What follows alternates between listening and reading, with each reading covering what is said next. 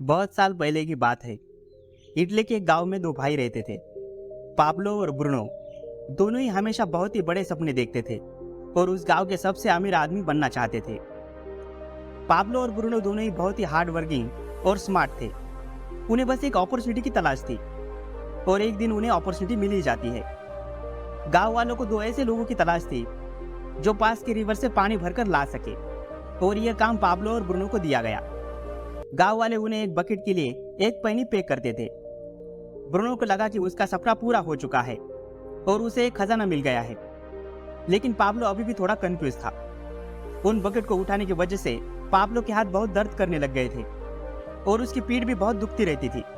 इसलिए उसने रिवर से गांव तक पानी लाने का दूसरा तरीका खोजना स्टार्ट किया और वो रोज अलग अलग तरीके सोचने लगा और उसे एक बहुत ही अच्छा आइडिया आया। वो ब्रूनो से बोला, भाई मेरे पास एक प्लान है। हम रिवर से विलेज तक एक पाइपलाइन डाल देते हैं, जिससे कि रोज रोज की बकेट उठाने की झंझट ही खत्म हो सकती है।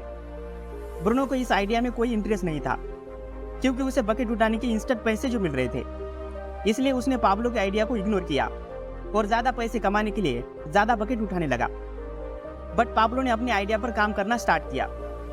वो आधे दिन बकेट उठाता और आधे दिन पाइपलाइन बनाने के काम पर फोकस करता। पाब्लो को पता था कि यह काम मुश्किल होने वाला है और जैसे कि उसे बकेट उठाने के पैसे मिलते थे तो उसकी इनकम भी कम होने वाली है, और उसे यह भी पता था कि पाइपलाइन बनाने में 1-2 साल लग सकते हैं। बट पाब्लो को अपने ड्रीम पर पूरा विश्वास था और वह काम करता रहा। कुछ टाइम बाद ब्रूनो और गांव वालों ने उस पर हंसना शुरू किया, क्योंकि 1-2 महीने में कुछ खास काम हुआ भी नहीं था। गांव वाले उसे पाब्लो द पाइपलाइन मैन कहकर चिढ़ाने लगे थे और दूसरी तरफ ब्रूनो की इनकम बढ़ती जा रही थी। वो एक बड़ा घर खरीद चुका था, वो नई नई चीजें खरीदने लगा था, उसकी लाइफस्टाइल चेंज हो चुकी थी। इसलिए गांव वाले उसे मिस्टर ब्रूनो कहकर बुलाने लगे। ब्रूनो जब वीकेंड पे मजे करता था, पाब्लो तब भी अपनी पाइपलाइन पर काम करता रहता था। पाब्लो का काम बहुत ही मुश्किल था और वो शाम को और वीकेंड्स पर भी काम करता रहता था। वह अपने आप को एक रिमाइंडर देता रहता था कि जो वो आज मेहनत कर रहा है, कुछ टाइम बाद उसका ड्रीम पूरा हो जाएगा।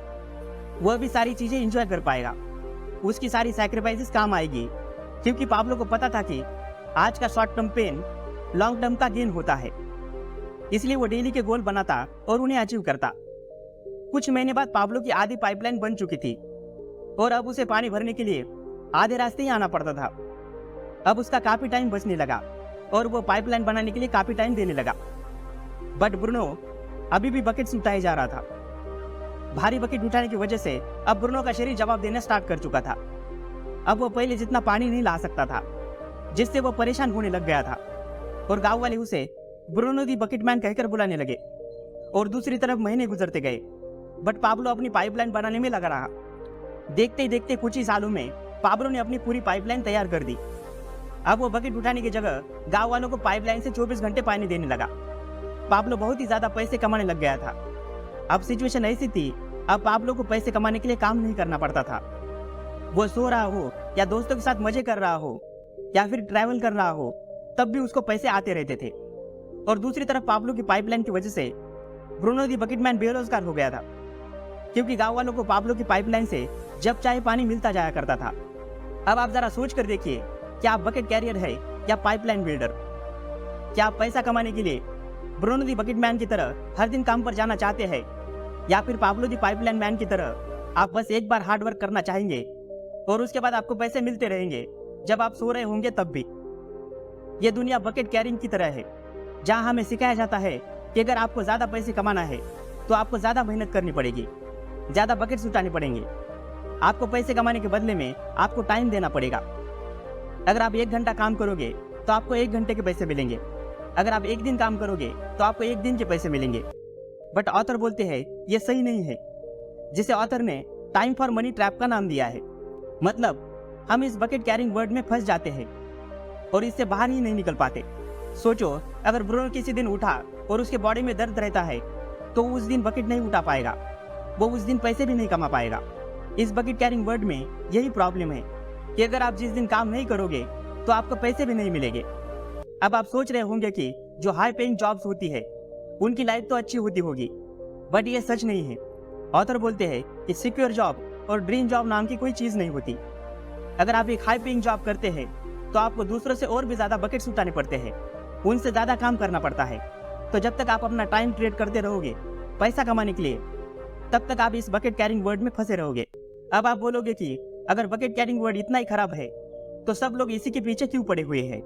ये इसीलिए है कि हमें हर कोई, चाहे वो हमारे पेरेंट्स हो, हमारी सोसाइटी हो या फिर हमारा एजुकेशन सिस्टम हो, हर कोई यही सिखाता है कि हमें बकेट्स कैसे उठाने हैं।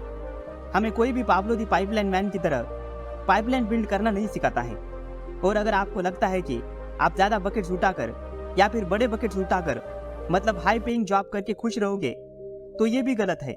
डैरियल स्ट्रॉबेरी एक फेमस बेसबॉल प्लेयर थे। उन्होंने अपने 14th बर्थडे के पहले $100 मिलियन कमा लिए थे। आपको लगेगा कि इतने पैसे के बाद वो बहुत ही खुश होंगे। जी नहीं, डैरियल स्ट्रॉबेरी को जब बेसबॉल से सस्पेंड किया गया तो उसके कुछ ही टाइम बाद उनके पास कुछ भी पैसे नहीं बचे थे, क्योंकि उनके पास कोई दूसरा इनकम सोर्स नहीं बचा था। यहाँ तक कि उनके पास अपनी वाइफ और 3 बच्चों को सपोर्ट करने तक के पैसे नहीं थे। तो आखिर उन $100 मिलियन का क्या हुआ? उन्होंने वे सब खर्च कर दिए महंगे घर, sports car, luxury lifestyle, drugs और अल्कोहल में, और उनकी सारी वेल्थ खत्म हो गई। दूसरी तरफ एक छोटे से शहर की मार्गरेट डी ओनर नाम की एक टीचर जो पिछले 50 साल से एक ही स्कूल में पढ़ा रही थी, उनकी सैलरी भी नॉर्मल थी।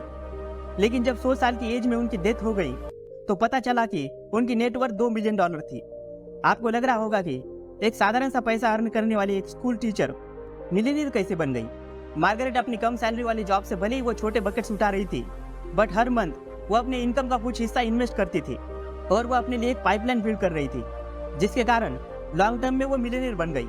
वही डैरियल स्ट्रॉबेरी ने अपनी पूरी लाइफ बड़े बड़े बकेट कैरी किए, बट उन्होंने अपनी पाइपलाइन बिल्ड करने के बारे में कभी नहीं सोचा, जिसका नतीजा ये हुआ कि उनके पास कुछ भी पैसे नहीं बचे थे।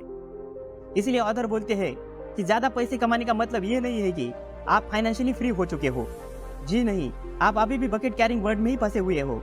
इसीलिए आपको अपनी पाइपलाइन बिल्ड करनी होगी। ऑथर बोलते हैं कि become millionaire is a matter of choice, not a chance. मतलब कि आप मिलियनियर बनना चाहते हो या नहीं, ये आपकी चॉइस है। अगर आप चाहे तो आज के डिजिटल एज में मिलियनियर बनने का सोच सकते हो और अपनी एक पाइपलाइन बिल्ड कर सकते हो। आज की 21वीं सेंचुरी की सबसे बड़ी ताकत है इंटरनेट। आप अपना कंटेंट क्रिएट करके घर बैठे लाखों लोगों तक अपना कंटेंट पहुंचा सकते हो, या फिर एक ई-कॉमर्स स्टोर खोलकर इंटरनेट की मदद से आप अपना प्रोडक्ट सेल कर सकते हो। आप केवल 5 साल में ही अपनी पाइपलाइन बिल्ड कर सकते हो, बट उससे पहले आपको अपना माइंडसेट चेंज करना होगा। जो चीज़ आप बचपन से सुनते आ रहे हो वो सब एक इल्यूजन है, उससे बाहर निकलना होगा। इंटरनेट की ताकत को समझकर उसे सही तरीके से यूज करना होगा।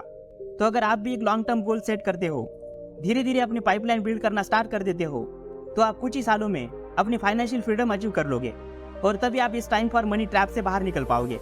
ये सारी बातें मैंने आपको बर्क हेजेस की किताब द पिरामिड ऑफ पाइपलाइन से बताई है। वीडियो अच्छा लगा हो तो लाइक शेयर सब्सक्राइब जरूर कीजिए। Thank you for watching.